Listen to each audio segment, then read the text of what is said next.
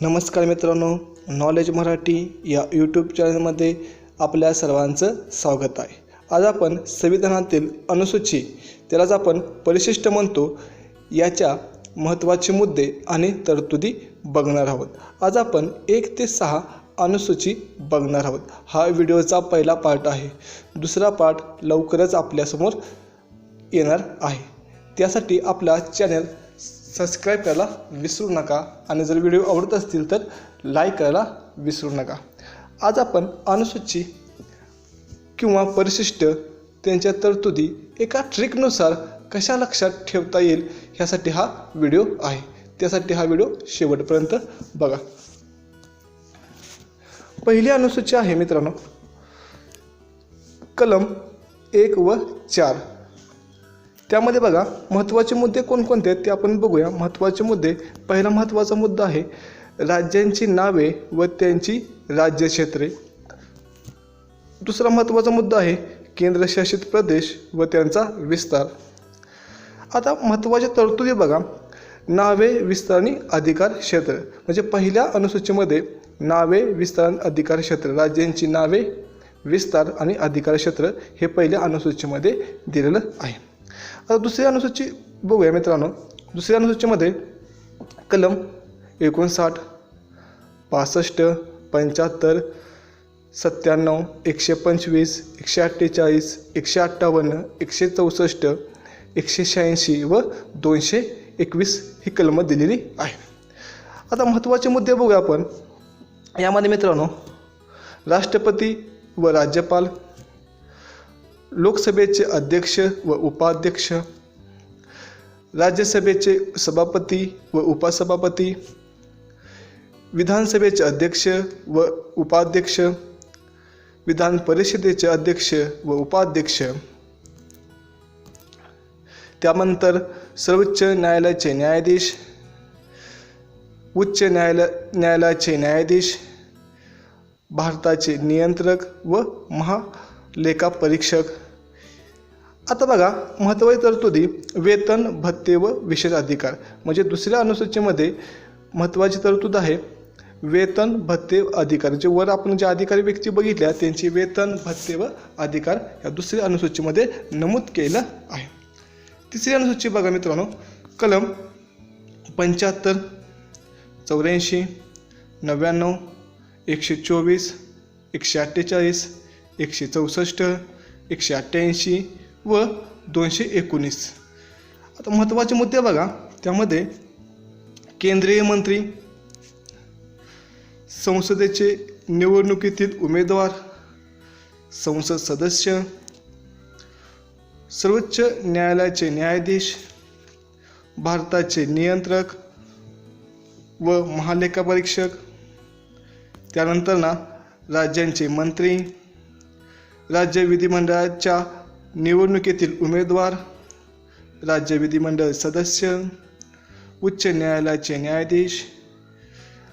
आता बघा महत्त्वाची तरतुदी बघा आपण, शपथ किंवा प्रतिज्ञा। जे आपण वर जे अधिकारी बघितले त्यांना शपथ किंवा प्रतिज्ञा देण्याचं काम ह्या तिसऱ्या अनुसूचीमध्ये आपल्याला सांगता येईल। ही तरतूद लक्षात ठेवा मित्रांनो।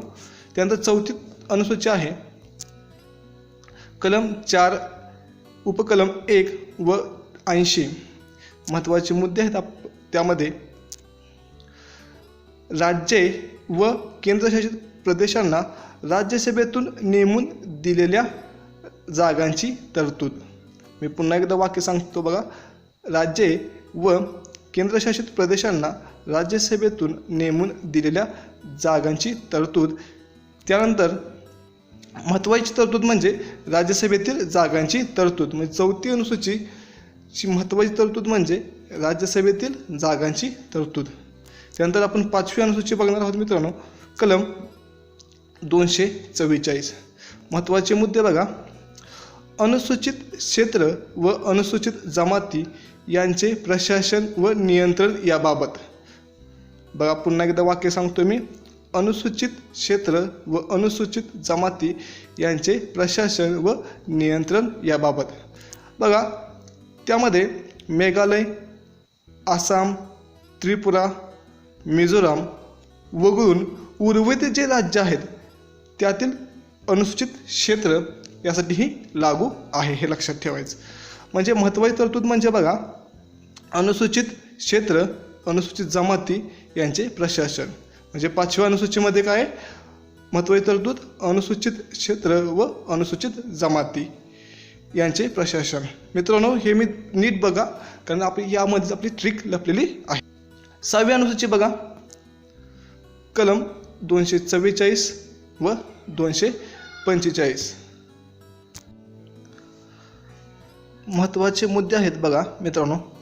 यामध्ये मेघालय, आसाम, त्रिपुरा, मिझोराम या राज्यातील आदिवासी क्षेत्राचे प्रशासन यामध्ये आपल्या 6वी सूचीमध्ये सांगता येईल.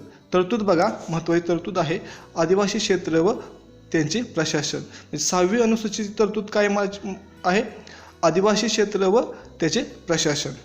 ठीक. आता अनुसूचित 1 ते 6 एका ट्रिकद्वारे कसे लक्षात ठेवायचे ते आपण बघणार आहोत. ती ट्रिक आहे मित्रांनो, ट्रिक जरा मोठी आहे पण तुम्हाला मी व्यवस्थित समजून सांगेन. पहिल्यांदा वाक्य मी पूर्ण वाचतो. पहिल्यांदा तुझ्या नावे 2दा वेतन घेतले म्हणून 3 वेळा शपथ घेऊन माफी मागितली. तेव्हा तू 4थ्यांदा मला राज्यसभेतील जागा 5 अनुसूचित क्षेत्रातील जमाती विरुद्ध दिलीस, पण 6 आदिवासींनी मला हरवले. आता ह्या वाक्यामध्ये आपल्या 6 अनुसूची आणि त्याची तरतूद आपल्याला लपलेली आहे. ती कशी बघूया. बघा पहिल्यांदा तुझ्या नावे, आपल्याला आठवतं मित्रांनो पहिल्या अनुसूचीमध्ये काय आहे तर राज्यांची नावे, स्थान, विस्तार हे आपल्याला ही तरतूद आपल्याला सांगता येईल. बघा त्यानंतर बघा दुसऱ्यांदा वेतन घेतले, म्हणजे बघा दुसऱ्या अनुसूचीमध्ये काय आहे, वेतन भत्ते तरतूद आहे. त्यानंतर बघा म्हणून 3 वेळा शपथ घेऊन माफी मागितली. आता बघा 3 म्हणजे तिसरी अनुसूची आणि तिसऱ्या अनुसूचीमध्ये काय तर शपथ किंवा प्रतिज्ञेची तरतूद केली आहे.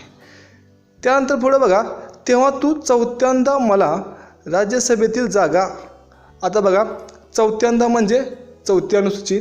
4थ्या अनुसूचीमध्ये काय आहे बघा तर राज्य किंवा केंद्रशासन, राज्य आणि केंद्रमध्ये राज्यसभेच्या जागा दिलेल्या आहेत, जागेची तरतूद दिलेली आहे. त्यानंतर ना बघा 5 अनुसूचित क्षेत्रातील जमाती विरुद्ध. आता बघा 5 म्हणजे 5वी अनुसूची आणि 5व्या अनुसूचीमध्ये काय दिलं तर अनुसूचित क्षेत्र व अनुसूचित जमाती यांच्याविषयी विशेष तरतूद इथं केली आहे. परत पुढं बघा पण 6 आदिवासींनी मला हरवले. आता बघा 6व्या अनुसूचीमध्ये काय तर आदिवासी क्षेत्र आणि त्यांच्याविषयी विशेष तरतूद केली आहे. बघा हे आहे आपली ट्रिक. आता मी पुन्हा तुम्हाला ते वाक्य समजून सांगतो किंवा पुन्हा ते वाक्य म्हणून दाखवतो. बघा पहिल्यांदा तुझ्या नावे 2दा वेतन घेतले म्हणून 3 वेळा शपथ घेऊन माफी मागितली.